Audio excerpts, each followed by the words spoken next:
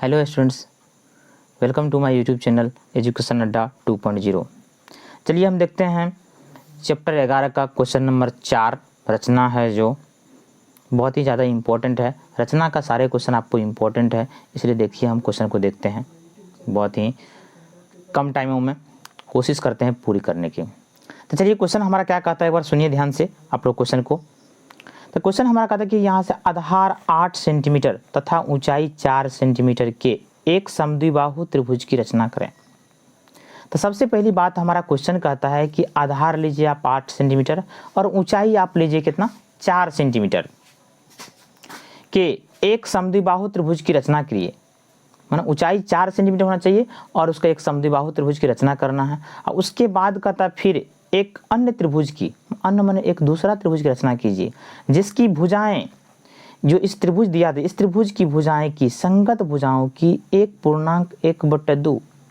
1.1/2 का मतलब होता है 2 एकंग 2 1 3/2। आप लोग ध्यान दीजिएगा, ये एग्जाम में क्वेश्चन जो यहाँ से बुक में थोड़ा सा घुमा के दिया हुआ, पूर्णांक तोड़ लेंगे 2 एकंग 2 और 2 1 3। इसको हम लोग ये नहीं कर देंगे यहाँ से कि हमारा हो जाएगा यहाँ से क्या कि 1 पूर्णांक में आ जाएगा। इसको हम लोग क्या कहते हैं 2 एकंग 2 1 3/2 करना है। ठीक, तो हम सबसे पहले क्या करते हैं, इस क्वेश्चन में हमारा कहता है कि आधार 8 सेंटीमीटर, तो हम 8 सेंटीमीटर आधार का क्या करते हैं खींच लेते हैं। इसके लगाएंगे हम लोग कॉपी में सेट करेंगे और 8 सेंटीमीटर हम क्या करते हैं सबसे पहले एक रेखाखंड खींच लेते हैं। तो चलिए हम खींचते हैं, आप लोग देखिए 8 सेंटीमीटर हम रेखाखंड एक लंबा सा खींच लिए।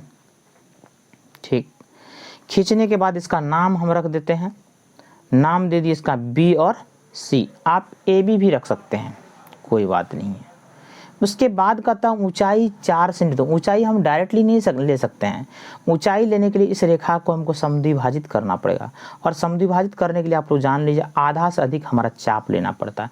आधा से अधिक चाप इधर से सी पॉइंट से भी दोनों तरफ काट देंगे। उसके बाद बी पॉइंट पर से भी हम लोग क्या कहते हैं आधा से अधिक चाप काट देंगे।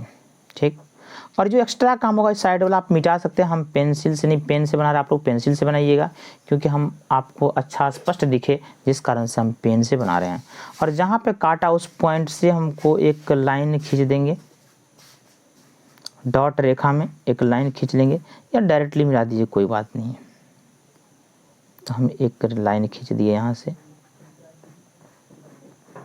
दोनों जहाँ पर कटिंग पॉइंट था उसको हम यहाँ से लाइन खींच दिए। ठीक, लाइन खींचने के बाद क्या कहता है 4 सेंटीमीटर, यही ऊंचाई का हमारा काम करेगा। तो ऊंचाई में हम लोग 4 सेंटीमीटर, चाप पर 4 सेंटीमीटर ले लेंगे, छोटा साइज करके 4 ले लिए। 4 लेने के बाद हमको इस पॉइंट पर जहाँ पर काटा था इसको वहाँ से 4 ले लिए। 4 जहाँ काटा है उस पॉइंट से हम लोग क्या करें बी और सी को मिला देंगे। बी पॉइंट को हम यहाँ से क्या करते हैं मिलाते हैं, बी पॉइंट को यहाँ से क्या कि मिला दिए कटिंग पॉइंट से। और उसके बाद सी को भी मिला देंगे। क्या करेंगे, सी को भी हम यहाँ से मिला देंगे, सी वाला पॉइंट को भी हम यहाँ से मिला दिए। तो हमारा ये त्रिभुज बन गया 8 सेंटीमीटर आधार और ऊंचाई 4 सेंटीमीटर का एक ये हमारा त्रिभुज बन गया।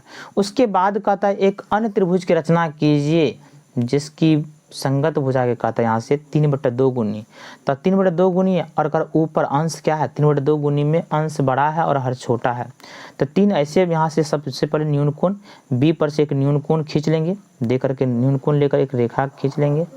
खींच दिया हम बी पर से न्यून कोण लेकर के इसे आप लोग एक रेखा खींच दीजिएगा। ठीक, उसके बाद इसे 3 बराबर भागों में बांटेंगे और इस प्रकार से 3 भागेंगे। दूसरा भाग देखेंगे सी के आसपास में हो जाए तो रचना हमारा क्लियरली थोड़ा सा अच्छा बनता है।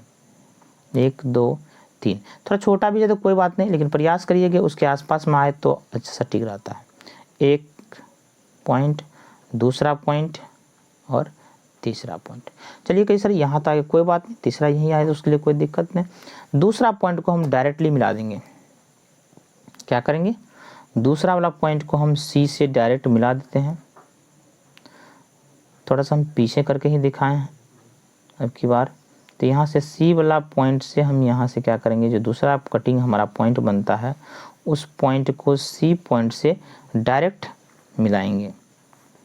क्या करना है, डायरेक्ट मिला देना है। मिला दिया सी पॉइंट से। अब सी पॉइंट से जो मिल गया उसके बाद अब एक काम और पहले हम कर लेते हैं, सी वाला रेखाखंड जो छोटा है उसको हम डॉट डॉट में आगे बढ़ा लेते हैं। क्या करते हैं, आगे बढ़ा लेते हैं, बढ़ा लिए।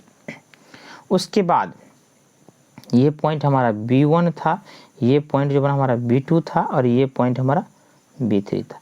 तो B2 पॉइंट पर एक छोटा सा चाप ले लेंगे, एक छोटा सा चाप ले लेते हैं हम।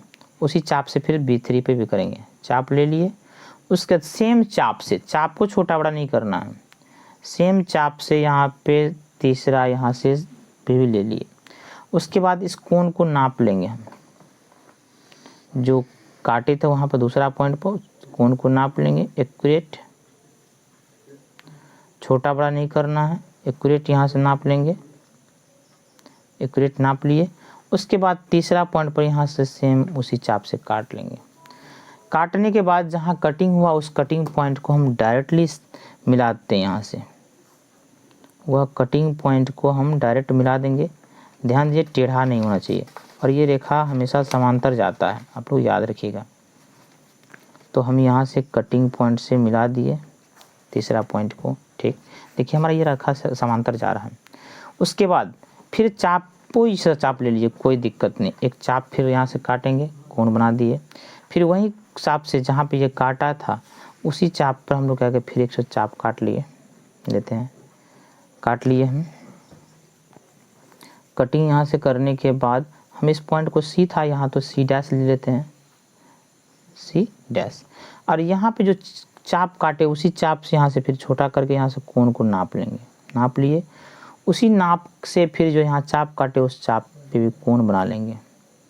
ध्यान दीजिएगा, कोण बना लिए यहाँ से। अब मिलाना है ऊपर में, ऊपर में तो हमको रेखाखंड हुआ छोटा पड़ रहा रेखा, तो उस रेखा को भी आगे डॉट डॉट में हम बढ़ा लेंगे। चलिए पहले बढ़ा ही लेते हैं तो हमको दिक्कत नहीं रहेगा।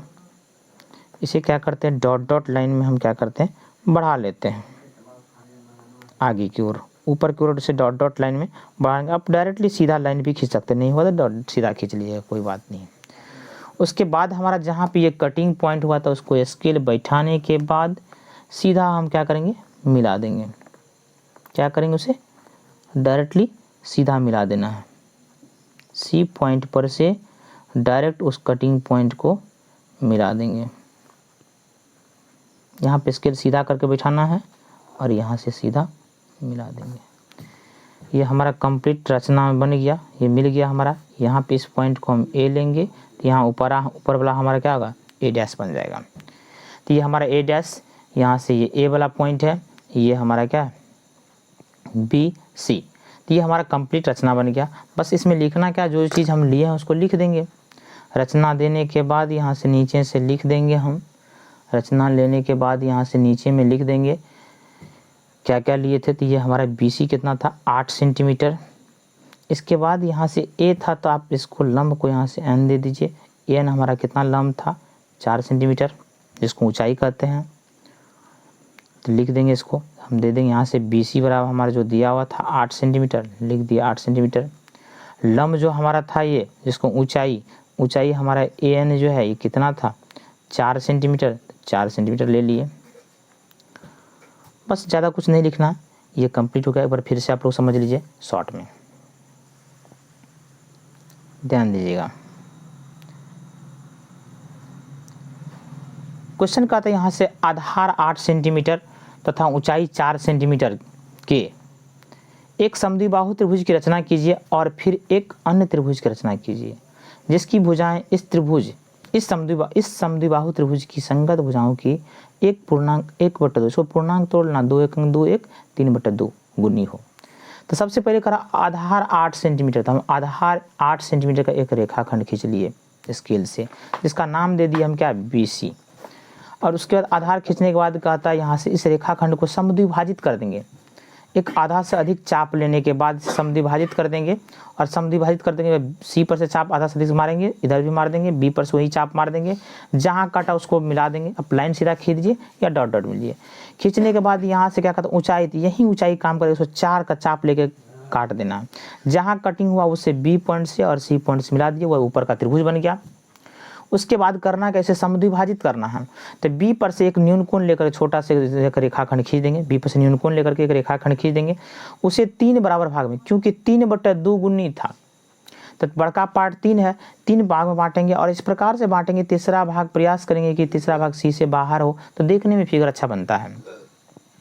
तो यहाँ पे काट दिए 1 बार 2 बार, इसको चाप को छोटा बड़ा करके तो सी पॉइंट के सामने से 2 जो है दूसरा कटिंग जो है सी के आसपास थोड़ा सा आगे इधर हो सकता है, ले लिए।